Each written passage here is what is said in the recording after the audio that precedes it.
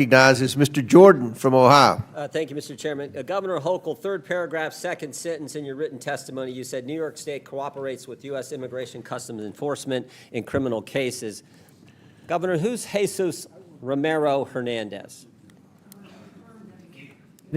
Thank you. I want to reaffirm that we do cooperate in cases where... That wasn't the question. I just read your statement. I can read your statement. Who is Jesus Romero Hernandez? I don't have the details on every I'll single tell you. person in a state of 20 million people. I understand, but this guy's a citizen of Mexico, deported 7 times, came to your state, assaulted one of your residents with a machete, choked a police officer, then when he was in custody, assaulted a corrections officer. ICE finds out this guy is in your state's custody, and they send you a detainer. You're familiar with a detainer, right? Yes, I am. Notice of action, immigration detainer to Tompkins County Jail from Syracuse Immigrations and Customs Enforcement.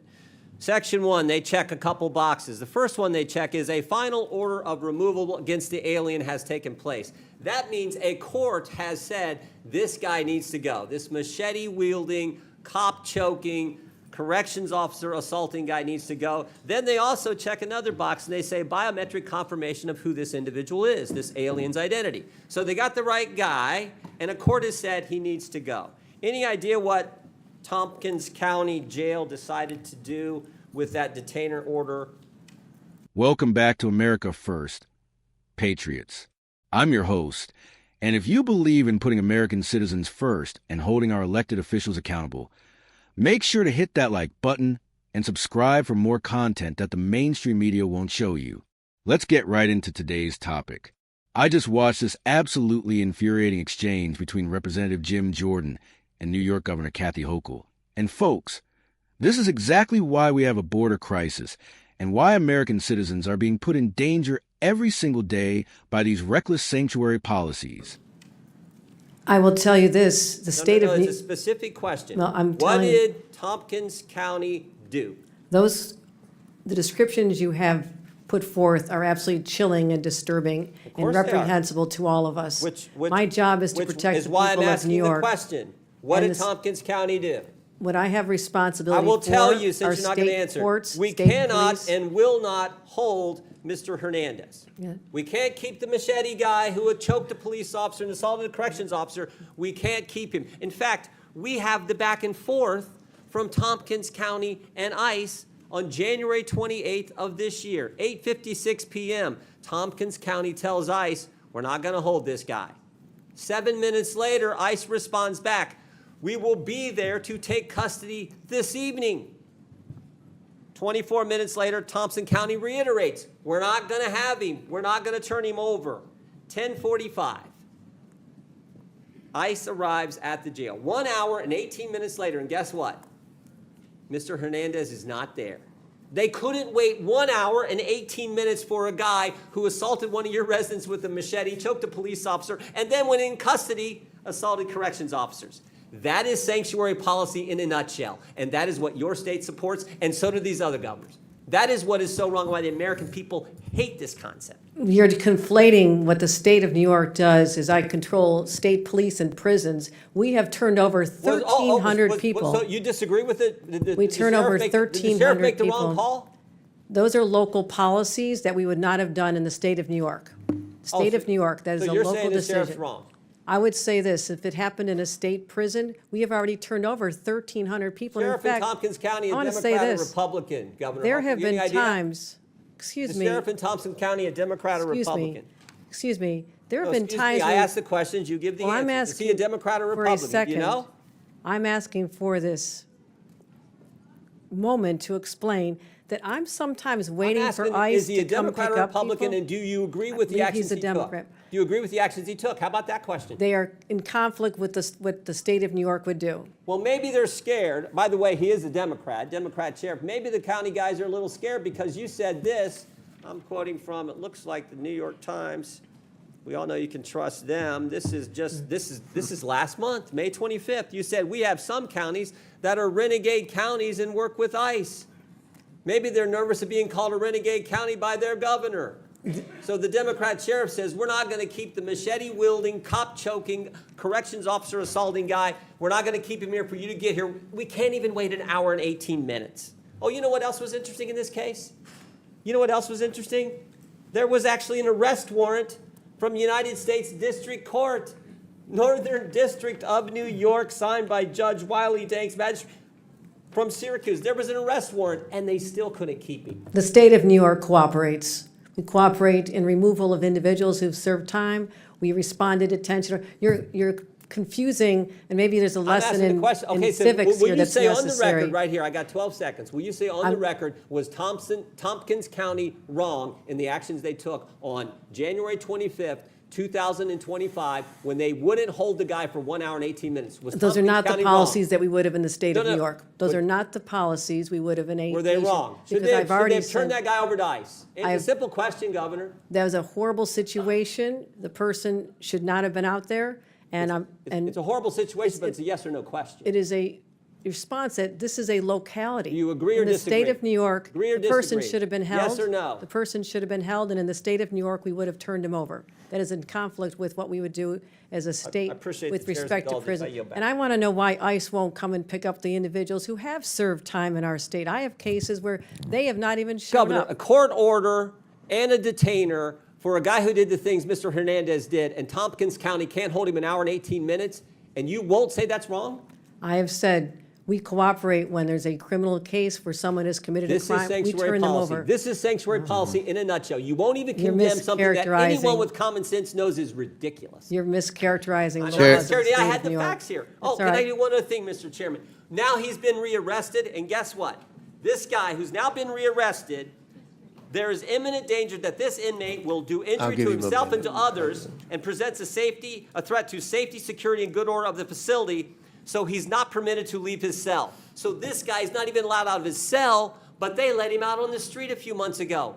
That's how ridiculous this is. When he does leave his cell, it'll go back to his country under our orders of deportation. Chair recognizes Mr. Mfume, and I'll give you an extra minute. Oh, there you go. Thank you. Mr. Chairman, I've got 2 unanimous consent requests that I hope would not count against my time.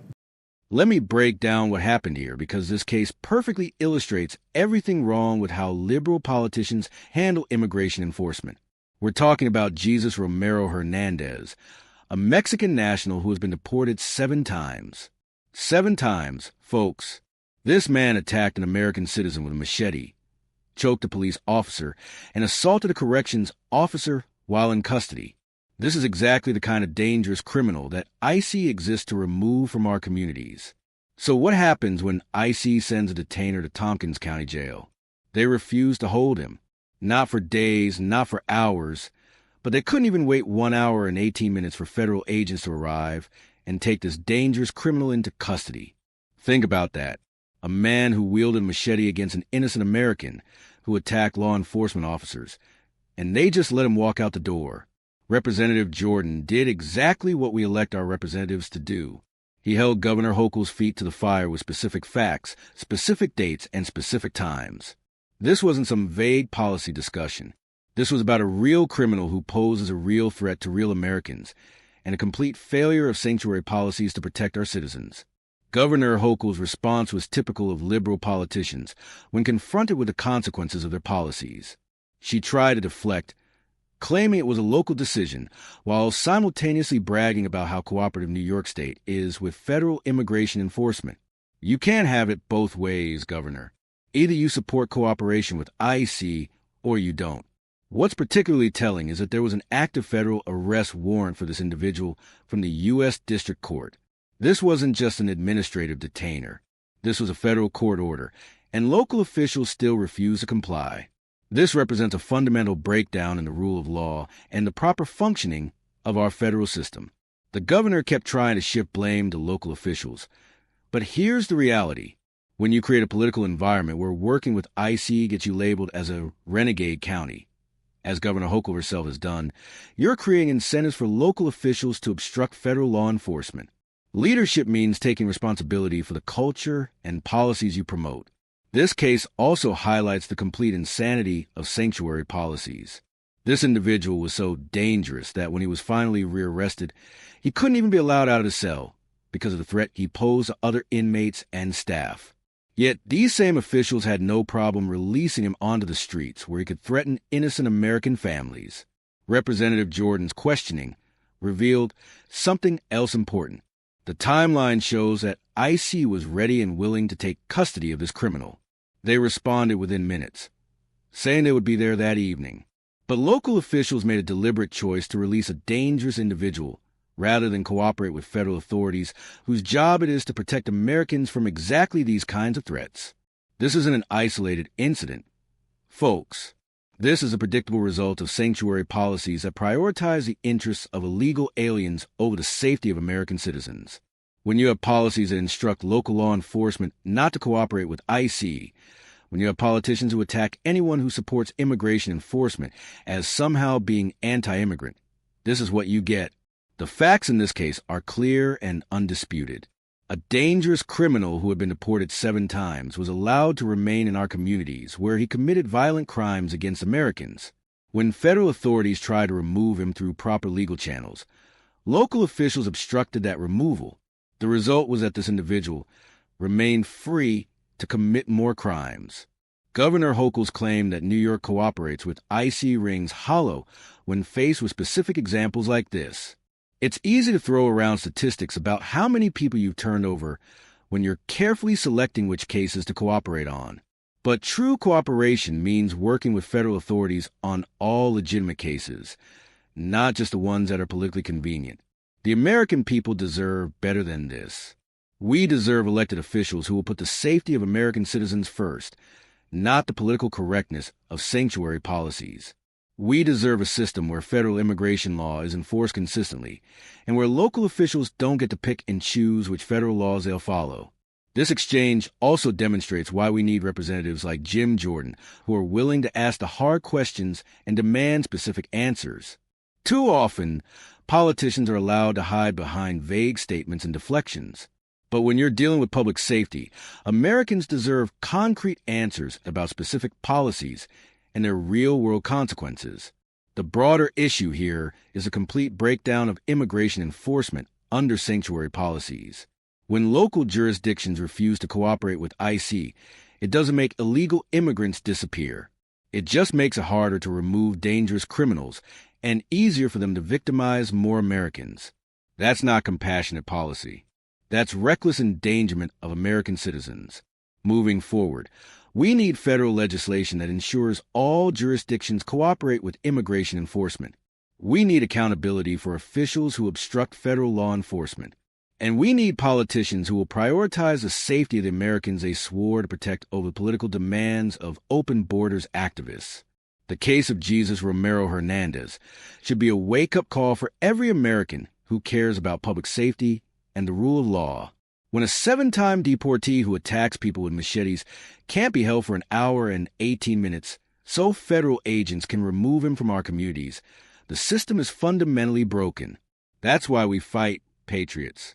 That's why we demand better from our elected officials. That's why we support representatives who will ask the tough questions and hold failed leaders accountable. American citizens deserve to be safe in their own communities, and that starts with enforcing our immigration laws and removing dangerous criminals who have no right to be here in the first place. Thanks for watching America First. If you support common sense immigration enforcement and holding politicians accountable for their failed policies, make sure to like this video and subscribe for more content that puts American citizens first. Leave a comment below with your thoughts on this exchange, and I'll see you in the next video.